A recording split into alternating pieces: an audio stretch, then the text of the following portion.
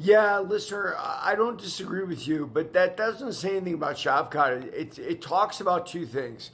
Number one, how ferocious Belal Muhammad is as a grappler. And number two, how important determining where the fight's going to take place is in mixed martial arts or any combat sport for that matter. If I can force you to fight my game, even if I'm kickboxing or if I'm boxing, if I can force you to fight the fight I want you to fight, well, guess what? You got a real hard time winning because I'm playing to my strengths the whole time. In MMA, that's exacerbated by the takedown, right? Like, if a guy can take you down, how are you going to get your boxing rhythm going? How are you going to get your boxing rhythm going if a guy's constantly threatening to put you on your back where you're probably not very good? So that having been said, I see the same thing you see. Now, look, let's go to the other side of that.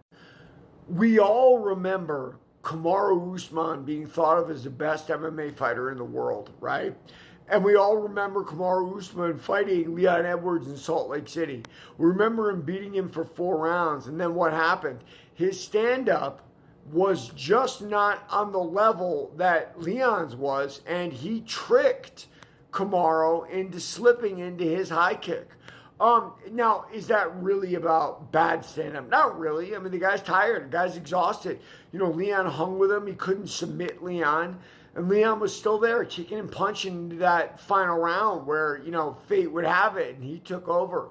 Now, obviously, we also all saw Belal Muhammad deal with Leon Edwards. Edwards had that same game plan he had for the rematch with Kamaru, where he tried to chew on one arm, but it didn't work this time. But I'll tell you what, guys, the game planners in this sport will constantly make adaptations, and we're going to constantly see that switch. I'm not saying Belal Muhammad isn't going to rack off 5 to 10 title defenses, but eventually someone's going to have his number. Someone's going to get him, and that's why we love MMA. It's why we love combat sports. Read my book, Warrior of the Light.